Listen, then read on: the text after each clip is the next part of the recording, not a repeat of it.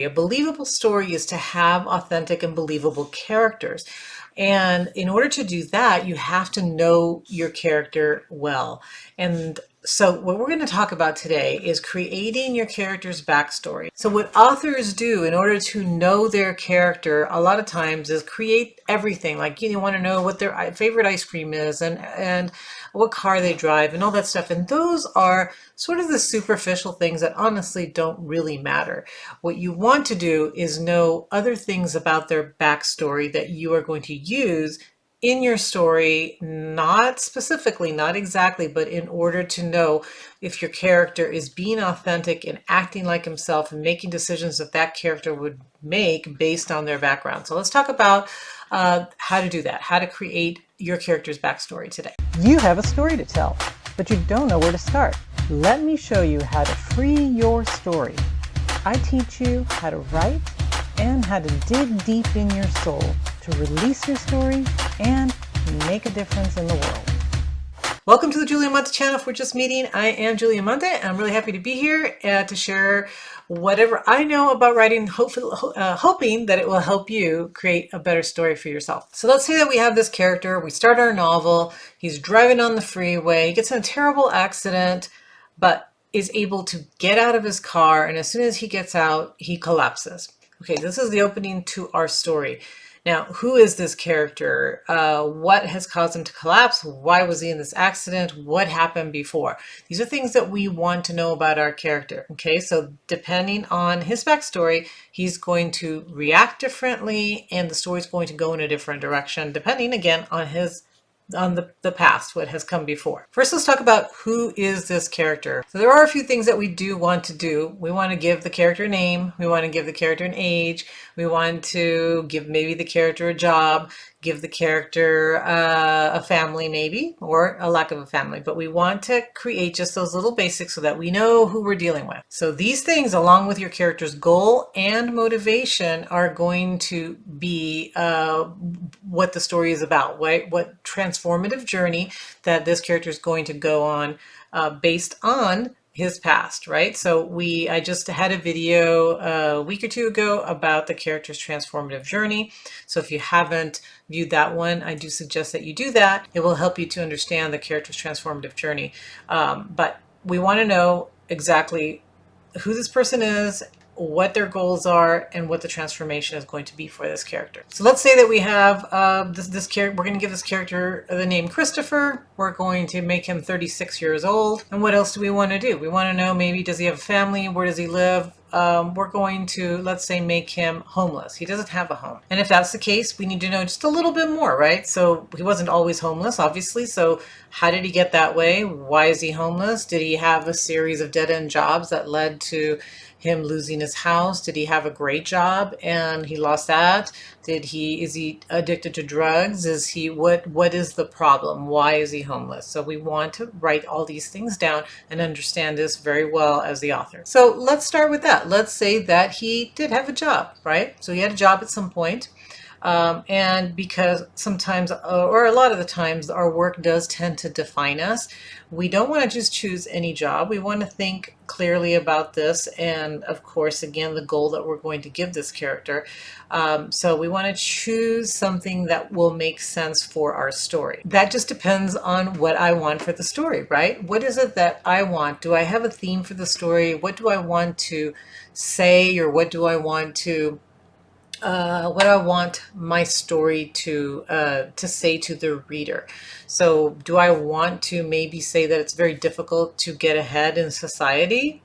Okay, well, if that's the case, then maybe I do want to give Christopher various dead-end jobs. So he tries and tries and tries to get ahead, tries these jobs, tries that job, nothing really works. And so he is unable to really make it, right? To make money, to be able to pay for his house, to buy a car, to do the things he needs to do, even just to get to work. So if that is the message that I want my reader to get from this story, then that's the type of jobs that he will have. If I want a different message, if I want, let's say, to show that in the world, in our life, our decisions will impact the type of life that we're going to have, then maybe I might show Christopher as actually being successful. Maybe he's a college graduate. Maybe he gets a job and in the finance industry or wherever. Maybe he makes a bunch of bad investments, though, listens to the wrong people, and ends up in this situation where he loses everything.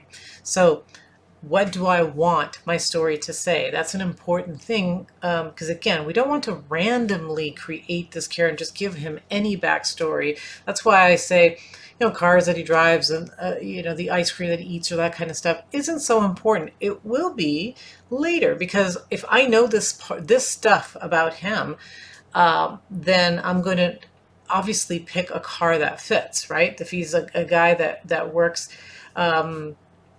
various dead-end jobs or just works a construction job here and then he gets a different job doing yard maintenance, then just different jobs that are not secure, then he obviously is not going to be able to afford a very expensive car. He might have a used car that breaks down all the time, right? So a lot of those kind of things are going to come naturally from the character that you're creating. You don't have to worry about what car he's going to drive until later on, and that you're going to obviously pick something that fits that character. So what do I pick for Christopher? Well, just depends on what I want to tell. So, okay, let's say that I'm a college professor.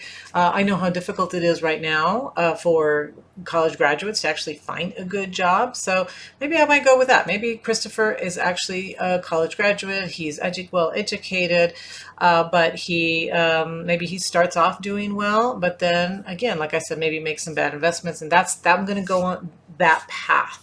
Okay, just because as the author that interests me more. So you could easily go a different direction, just depending on what your interest is as a writer and what you want to tell. Why do I think, for me personally, that's interesting? Well, because he shouldn't have ended up homeless, right? The promise that we make, that society makes to us, is if we follow the rules, if we go to school, and then we go to college, and we take on all this college debt, that we're going to be able to find a job and we're going to do well.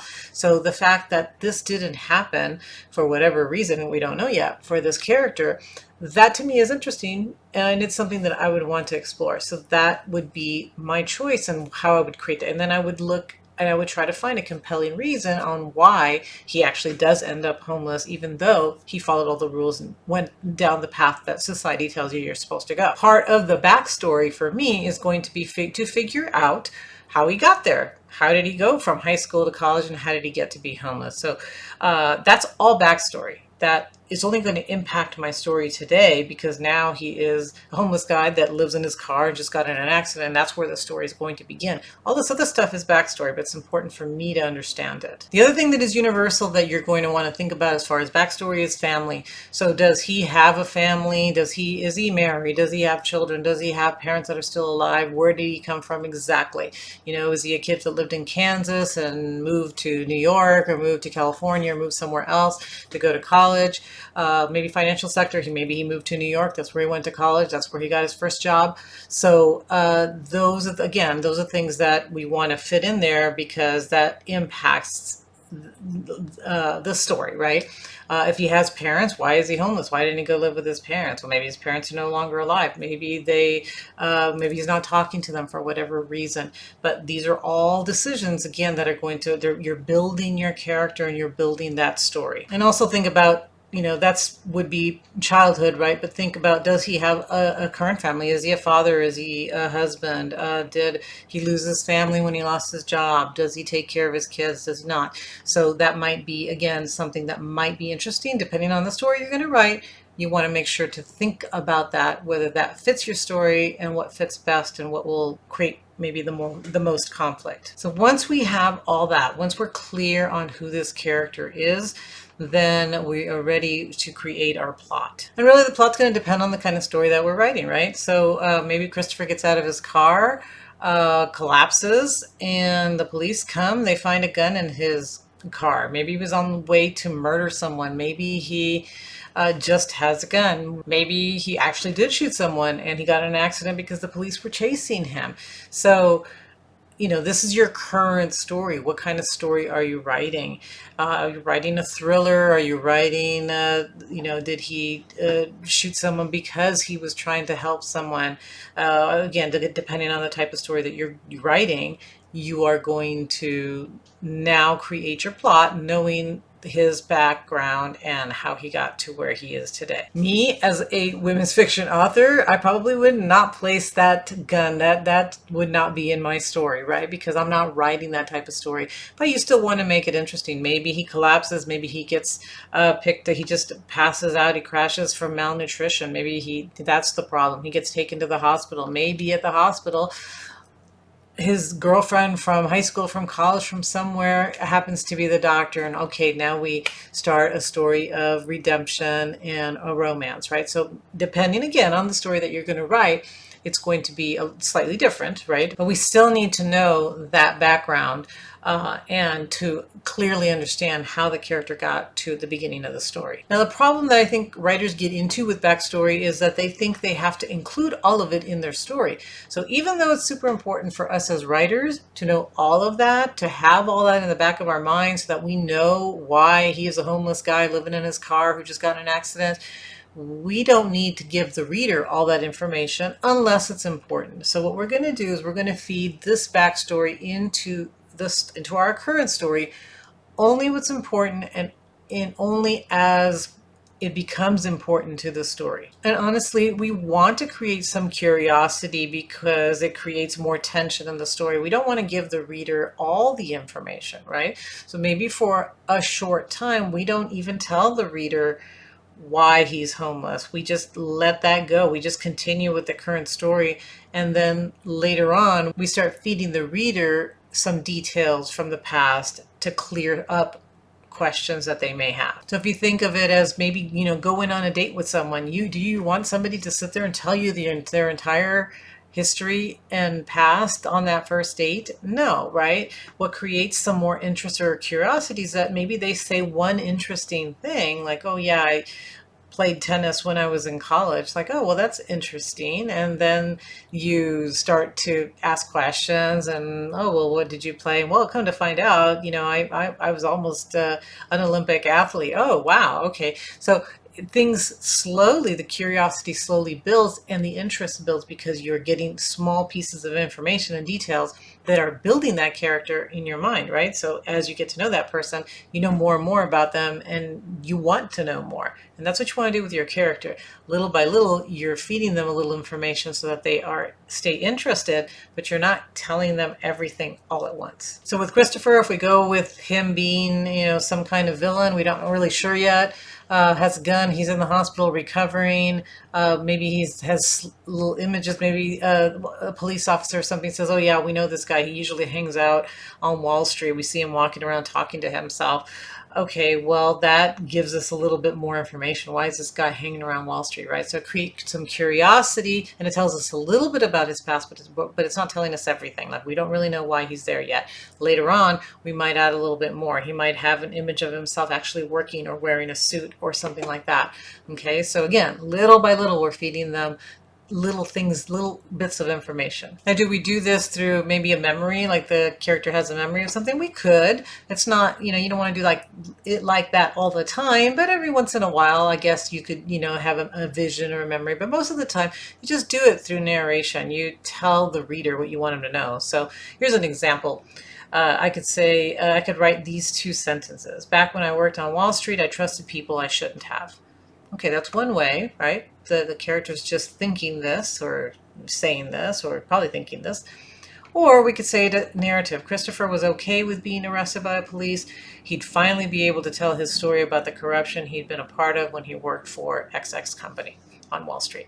Okay, so this is more of a narrative type of thing, but both of them give you a little bit of background without a ton, just a little bit. So you're dripping these little pieces of information and backstory in without overwhelming the reader. Backstory can also come as dialogue. So it's not always through narrative. Sometimes people are just having a conversation and somebody says something and then the reader gains more information about what happened in the past. And then you could also have complete flashback scenes where you're actually going to the past and having an entire scene. It's probably my least favorite. Most people like to read the story that they're reading. Whatever story you're telling them, that's the story they want. They don't really want to go back to 20 years ago and experience a completely different story, because really when you're doing that, you need to have an arc for that past as well. So It's not that I'm saying don't do it, but you do have to be a skillful writer. And again, you do have to have that whole arc from the past, especially if you're going to go forward and backwards. You're really telling two stories. You're telling the story from the past, you're telling the story from the present. And every time you do that, you're taking the reader out of that story to go to a different time and place. So not my favorite, but flashbacks are an option as well. But my point here is that details of the character's past do matter, and they should be included in the present, and you should definitely know all about your character before you begin writing your story. You need to understand who this person is. You need to understand how they're going to transform in the story. You need to understand who their goals are, but you also need to understand how they got there. Like, how did they get to a point where they have the current goals? So the backstory is going to matter, and you should know that. You should have that somewhere written out so that you can refer to it anytime that you have a question. It's also going to help you create characters that are more authentic and more believable, and they're going to stay consistent throughout your story because you know who they are. You would ask yourself at each point, well, would this character do that based on his past? Would he do this? Would he kill someone? Would he shoot someone? Would he do this? Well, we don't know unless we know who this character is and know a little bit about his past. Okay, so I hope that this has helped. I hope that you are able to create a nice, good backstory for your character before you start your story. Or at least I hope I've convinced you to do that. And so if this has been helpful, please hit the like button. Please subscribe to the channel if you're not yet subscribed. And I look forward to seeing you the next time I make a video.